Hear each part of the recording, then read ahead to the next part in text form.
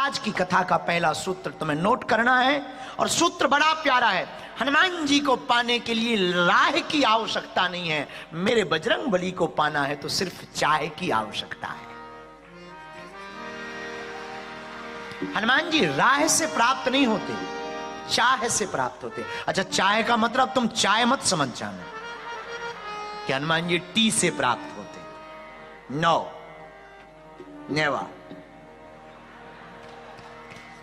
हनुमान जी प्राप्त होंगे तो आपकी भावना से, जितनी दृढ़ता के साथ तुम्हारी भावना होगी, हनुमान जी तुम्हारे उतने करीब होंगे। बुरा मत मानना, पढ़े लिखे आईआईटी के लोग, पढ़े लिखे बुद्धिमान लोग हमारे पास जब पहुंचते तो तरह तरह के क्वेश्चन करते हैं, कुतर्क करते। क्वेश्चन भी नहीं कहेंगे, कुतर्क कहेंगे, उसको कहेंगे पागलपंती। पागलपंती करते हैं। अरे भगवान लगा रखा आपने, भगवान होते हैं, हम तो नास्तिक हो। बुरा मत मानना, आप नास्तिक हो हमें खबर नहीं, आप आस्तिक हो हमें खबर नहीं, आप वास्तविक हो या नहीं ये हम पूछ रहे हैं आपसे। आप भले ही आस्तिक मत हो, आप भले ही नास्तिक हो, पर हमारी प्रार्थना है तुम नास्तिक भले ही रहो, पर याद रखना मेरे पागलो, तुम वास्तविक हो या नहीं, ये बहुत महत्वपूर्ण है। नास्तिक होते हुए भी तुम अगर वास्तविक नहीं हुए तो तुम्हारा जीवन दो कौड़ी का है और तुमने कुछ नहीं समझा। तो अगर तुम हनुमान जी को जानना चाहते, इस भाग दौड़ की जिंदगी में और कलयुग में भी तुम हनुमान जी की कृपा को महसूस करना चाहते, तो बहुत बड़ी बात नहीं है। हनुमान जी को पाने के लिए कोई राय की आवश्यकता नहीं। हनुमान जी तुम्हें किसी मंदिरों में भी नहीं मिलेंगे, हनुमान जी तुमको किसी गुरु के पास भी नहीं मिलेंगे।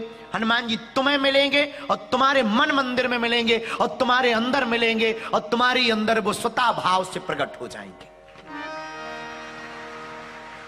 इसलिए हनुमान जी को पाना है तो हमें चाय की आवश्यकता है, राह की आवश्यकता नहीं। लेकिन वर्तमान समय में ज्यादातर लोग राह चुनते हैं, चाय कम, रास्ते चुनते हैं।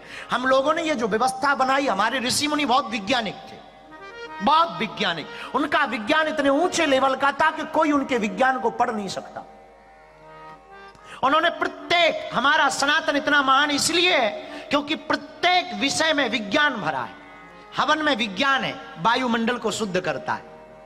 तिलक में विज्ञान है, सूर्य की रोशनी डायरेक्ट आज्ञा चक्र पर नहीं पड़ती है और पुश करने से याददाश्त बढ़ती है। शिखा का विज्ञान है, चोटी का विज्ञान है, ये सबसे सेंसिटिव एरिया रहता है, इसको सुरक्षित भी करता है और विचारों को कॉन्सेंट्रेट, माइंड को कॉन्सेंट्रेट करने के लिए बल प्रदान करता है। हर चीज का लॉजिक है, विज्ञान है। हमारे पूर्वज जितने वैज्ञानिक थे शायद कोई दूसरा वैज्ञानिक नहीं रहा होगा। इसलिए मेरे प्रियजनों, हम तुमको प्रार्थना करें, हमारे पूर्वजों ने भी संकेत दिया, हमारे अध्यात्म ने संकेत दिया कि हमको राह नहीं चुननी, चाह चुननी। चाह का मतलब प्रेम, चाह का मतलब डूबना, चाह का मतलब इतना याद करना, इतना याद करना। मनोविज्ञान भी इसको स्वीकार करते हैं। मनोविज्ञान कहते हैं कि कोई आदमी किसी को जितना याद करेगा वो वैसा ही बन जाएगा। और तुम अगर हनुमान जी में डूबोगे तो स्वाभाविक रूप से तुम्हारे आसपास उनकी ऊर्जा गूंजने लगेगी और तुम अनुभव करोगे कि तुम्हारे पास हनुमान जी हैं। तुम अनुभव करोगे कि तुम्हारे आसपास वो महसूस हो रहे हैं और तुम अनुभव करोगे कि वो तुमसे बात कर रहे हैं, हवा के माध्यम से, ध्वनि के माध्यम से, गीत के माध्यम से, संगीत के माध्यम से और गुरु के माध्यम से और गोविंद के माध्यम से।